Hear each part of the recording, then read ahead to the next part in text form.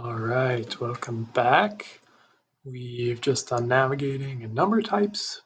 Now we're going to jump into some cell manipulation stuff. So selecting cells, start there.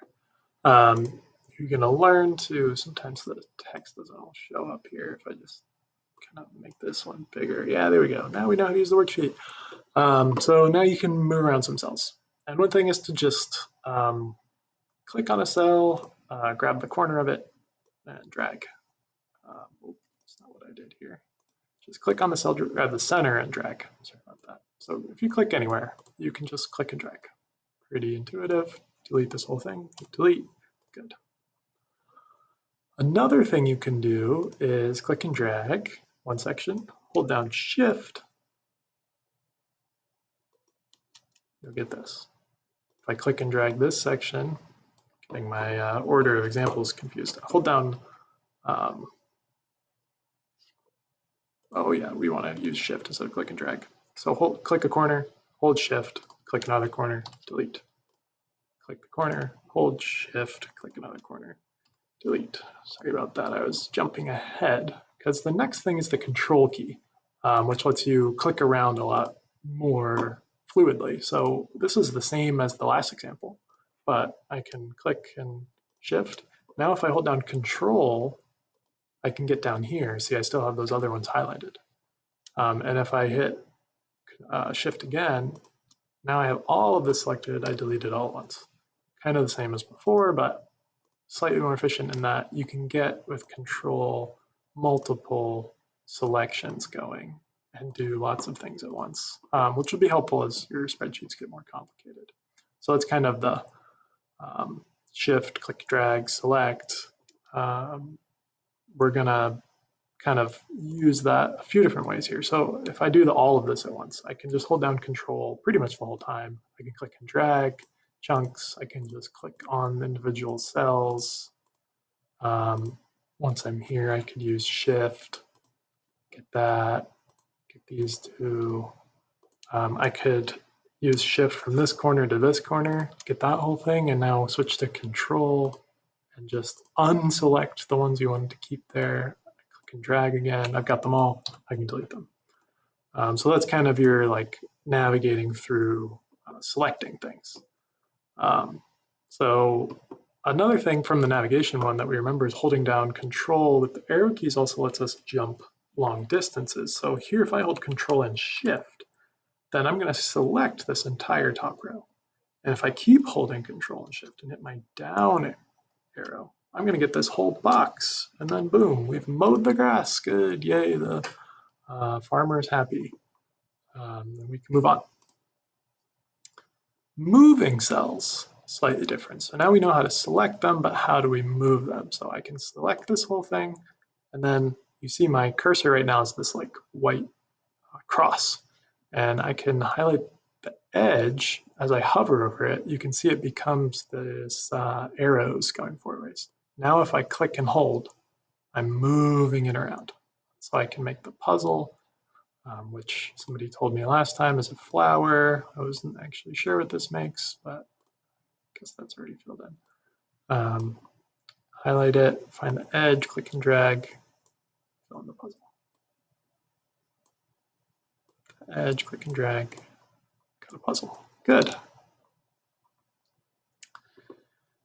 Another thing that we can do is to, what are we saying here? Oops, I just showed you this one, click and drag. The other thing we can do is just copy and paste. So instead of the click and drag option, which it explains there, but I just showed you, we could select these birds that are in the way of the planes. We can go Control X. We get these little ants dancing around.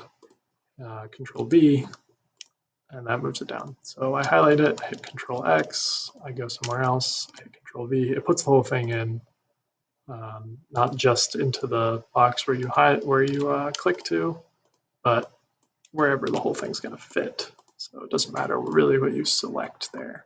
And now the birds are safe from the scary plane. And we know how to move through a spreadsheet. Very good. Autofill, finally, another thing that you can do as you highlight cells.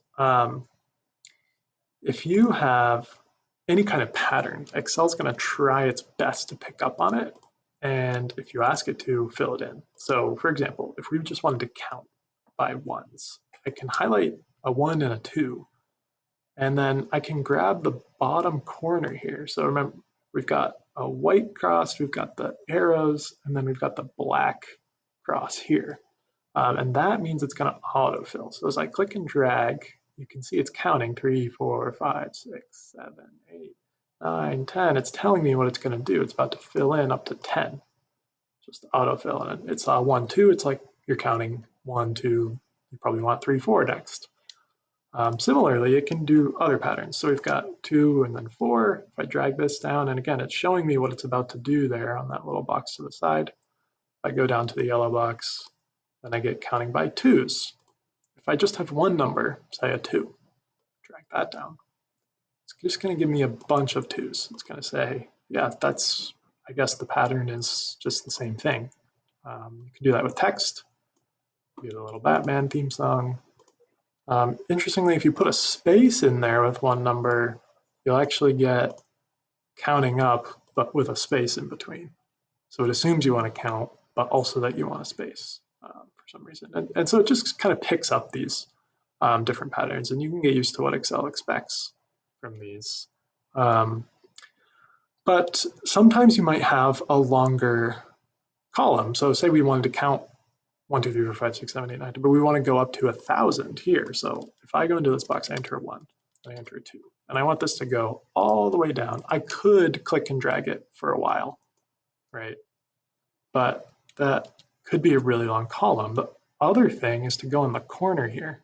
The place where I drag it from, if I instead hover over that and just double click, then it's going to copy the column next to it, the length, and go all the way down to 1,000.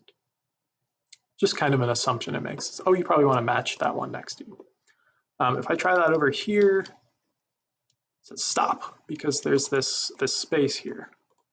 So if I go ahead and try to double click on this, it just doesn't know what to do because there's no column next to it. And that's fine. And just know that you need to have something next to it for that to work. So the other thing that happened here is that we got the formatting of this cell. The little boxes went all the way down, which is interesting. So for instance, if there was this little Excel dam flooding the city, right? This is the water rushing out, and oops, people are like, oh no, you could go highlight your little dam cell and oops, don't want to move that. I just want to copy it down, fill in the dam, no more hole. Copy that formatting, fill in the water, everybody's safe, yay. But really the point is you can copy that formatting, which you might want for some cases.